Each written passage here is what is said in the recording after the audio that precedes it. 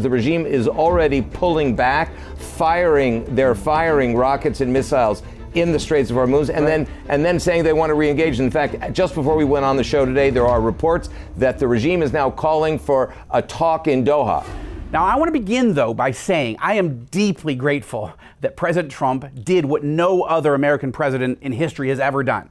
He attacked and he destroyed the Iranian regime. He took out the Ayatollah Khamenei, the supreme leader, and all of his top leadership. And he took out, with Israel's help, most of Iran's military might, most of its offensive military capabilities. And he did so in close partnership with Israel and Prime Minister Benjamin Netanyahu, Trump's #1 most trusted ally in the Middle East. Thank God. This was huge. As Trump would say, it was huge. It was fantastic.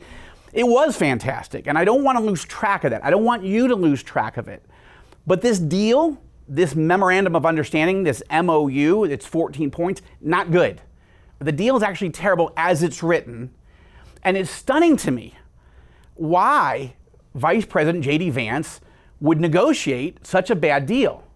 More holes in there than a block of Swiss cheese. We're going to walk through those. Even more stunning was why President Trump would agree to it and sign it. Now, a big question is this: can the deal be fixed over the next 60 days, right? The MOU is just the framework, and then they're supposed to fill in all the details. Maybe it can be strengthened. Maybe it can be toughened over the next 60 days. We'll get to that.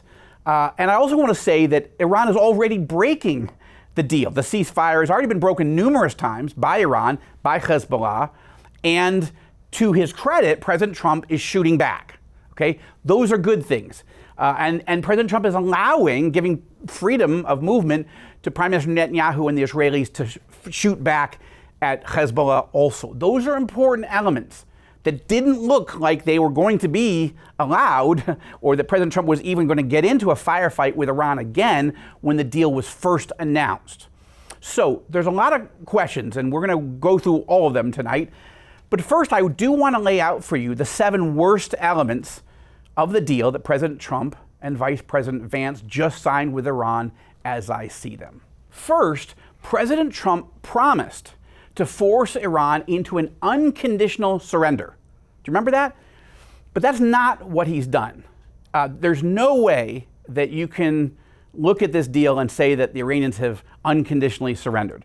They certainly aren't acting like they've surrendered. They're not talking like they've surrendered. There's no language of surrender in this document. That's disappointing because that was a promise that the president had made. Second, President Trump never told us that he was going to set up a $300 billion fund to rebuild Iran or begin immediately lifting economic sanctions on Iran, allowing them to sell oil and make billions and billions of dollars immediately, even before a full and final deal is negotiated and signed. But this is exactly what he's done. Why are we helping build a $300 billion fund to help rebuild Iran? Third, President Trump promised to never let Iran enrich uranium or keep any of its already enriched uranium. On February 27th, literally the day before he ordered Operation Epic Fury to begin, the president said this. You can't put up with it too long. We're not happy with the negotiation. They just don't want to say the key words, we're not going to have a nuclear weapon. They have to say, we're not going to have a nuclear weapon. And they just can't quite get there. They want to enrich a little bit. You don't have to enrich when you have that much oil. So I'm not happy with the negotiation. I say no enrichment. Not 20%, 30%. They always want 20%, 30%. They want it for civilian, for civil. I think it's uncivil. So I'm not happy with it. No enrichment, period. But the deal does not actually say that. There's nothing in this deal that prevents Iran from enriching at least some uranium and keeping some of its enriched uranium. Why not? Fourth, President Trump and Secretary of State Marco Rubio made it crystal clear that one of the key objectives of this war was to destroy Iran's ability to fire or even build ballistic missiles. Take a look. The United States military is undertaking a massive and ongoing operation to prevent this very wicked, radical dictatorship from threatening America and our core national security interests. We are going to destroy their missiles and raise their missile industry to the ground. The goals of this mission are clear, and it's important to continue to remind the American people of why it is that the greatest military in the history of the world is engaged in this operation. It is to destroy the ability of this regime to launch missiles, both by destroying their missiles and their launchers, destroy the factories that make these missiles, and destroy their Navy. Okay, so that's what the President and Secretary of State Rubio told us. Now take a look at this clip of President Trump at the G7 press conference explaining his deal with Iran and now conceding that it's fine for Iran to have at least some missiles. After all, other countries have them. Why not Iran? Take a look. So we'll be working on a parallel effort with the Gulf nations to address non-nuclear issues such as the conventional ballistic missiles, which we'll be talking about, and support. I mean, they have to have some because other people have some. You got to have some. Why is the word missile not even mentioned in the document? This was a key objective of the war. What has changed? Fifth, President Trump and his team were adamant during the war that Iran would not be allowed to control the Strait of Hormuz, and they certainly would not be allowed to charge tolls or fees or any other financial requirements on ships traveling through the Strait of Hormuz. But the deal does not prevent this.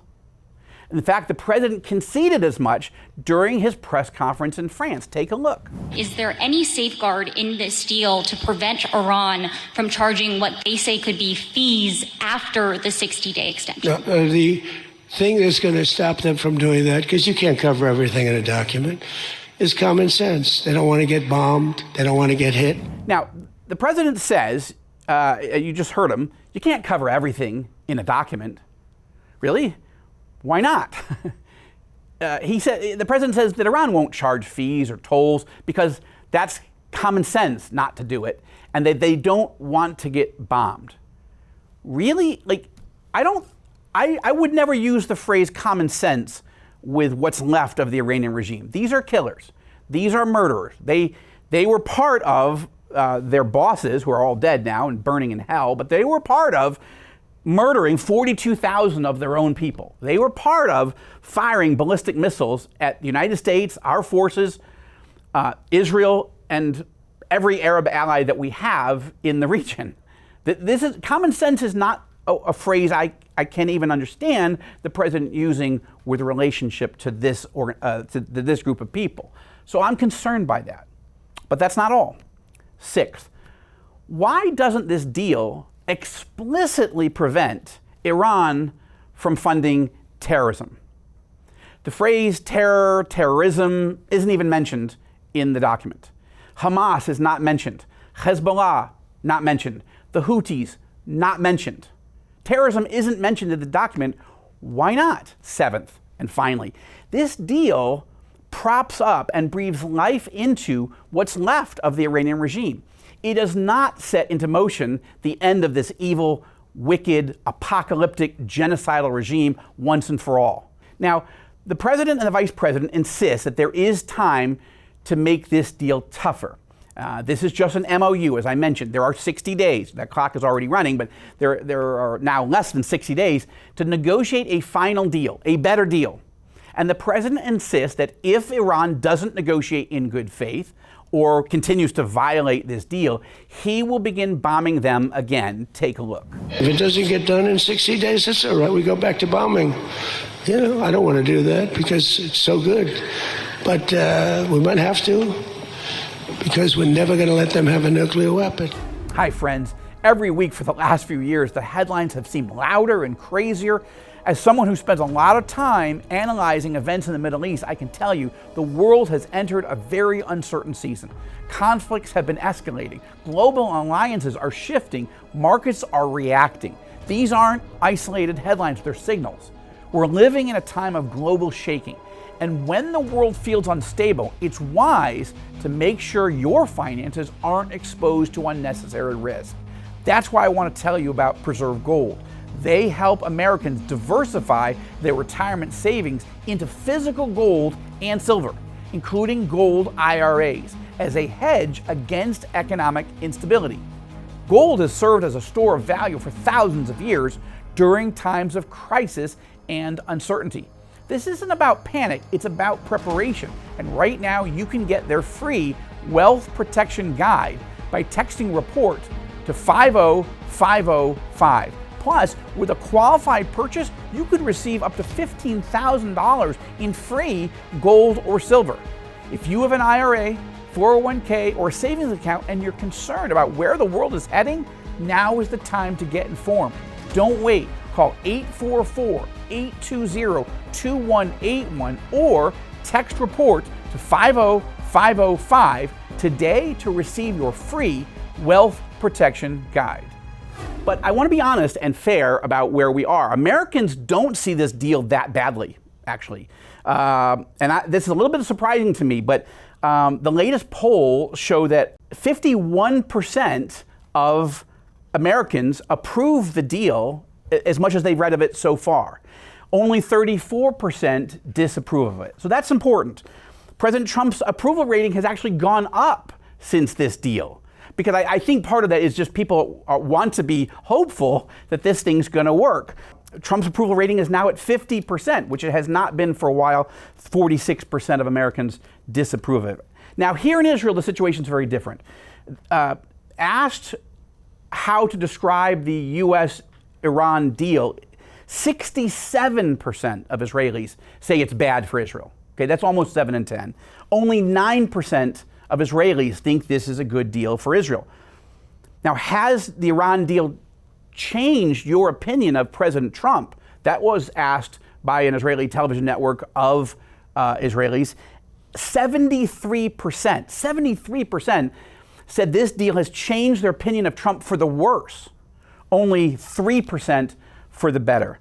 Joining me to talk about these numbers and how Israelis perceive this deal is Dr. Dan Diker. Dan is a real expert, a noted and very trusted expert. He is the president of the Jerusalem Center for Security and Foreign Affairs, and he joins me for the first time on the Rosenberg Report. Dan, thank you. Dr. Diker, thank you so much for joining me on the Rosenberg Report. Great to be with you, Joel, and on the Rosenberg Report, particularly at this incredibly consequential, even existential moment for the United States and for Israel.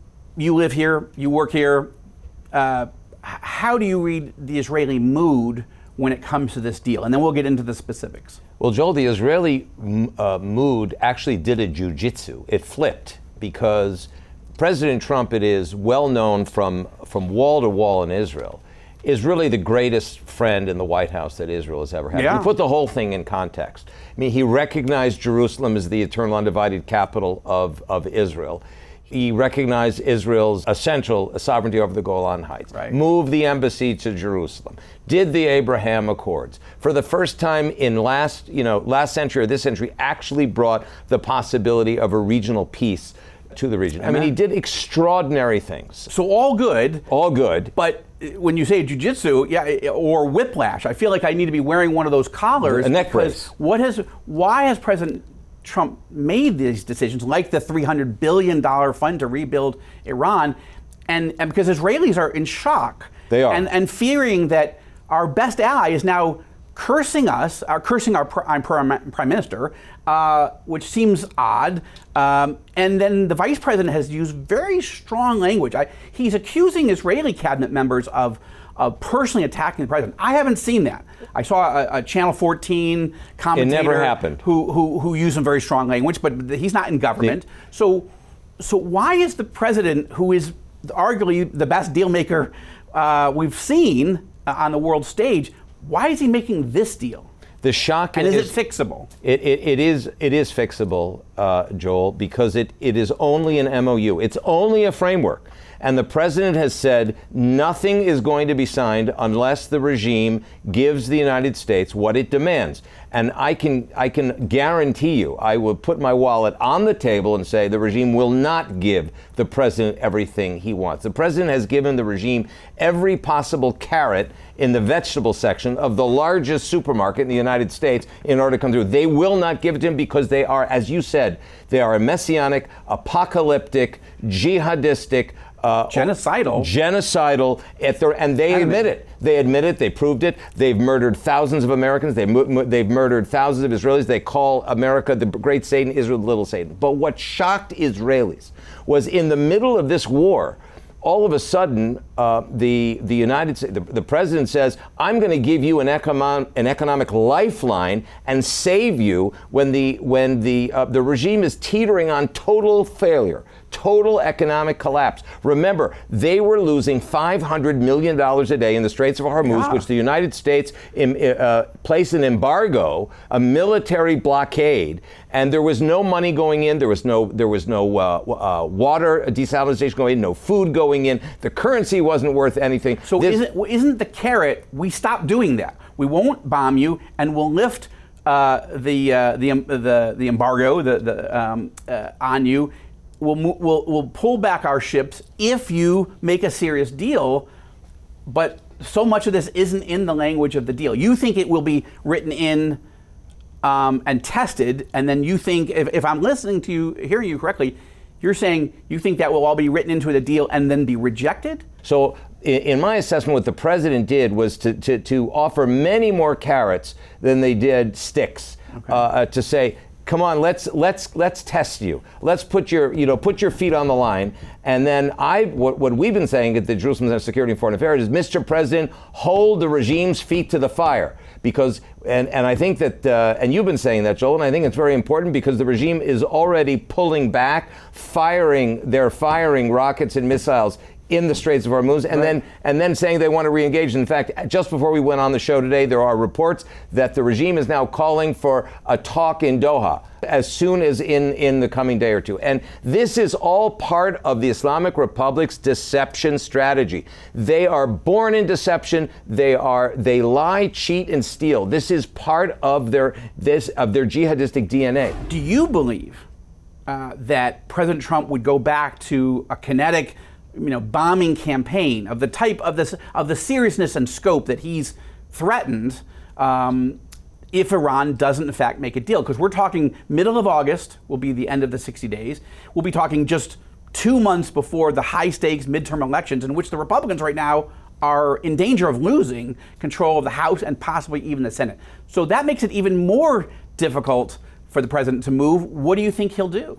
It really depends, Joel, as to how high risk the Iranian regime wants to play here. They are playing Russian roulette in the old classic sense of the term. Now, the president will do everything he can, in my view, to stretch this out to the midterms.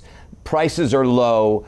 Stock market is high. Yeah. Americans are more optimistic. The president's numbers are Oil looking prices better. Are dropping to pre-February 2028 levels. That's very impressive. And if he could hold that, even if I and you and others were discouraged by this deal, if he could maintain those fundamentals and get through the elections, he would and hold the House and Senate, he might have more freedom of movement also.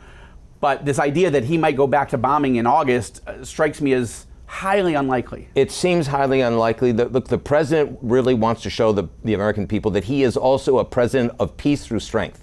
He's shown the strength in his view. Now he wants to show the economic peace side to the American people. The American people vote their pocketbook at the end of the day. They're thousands of miles away from this Middle Eastern war, and they're saying it doesn't affect them on a day-to-day That's basis. their view of it, even though we here in the studio know that the Iranian regime is targeting the American people. Yeah. They will hit them with nuclear weapons if they get the nuclear weapons. That's why the president bombed them back in February, because they had intelligence that was confirmed that the Iranian regime was within weeks of achieving a nuclear device. The president is not a sucker, and there gets to a point at which the Iranian regime will continue to humiliate him. They will attack American forces and then pull back, drag this negotiation on and on and on, and the president at some point will say, no, enough.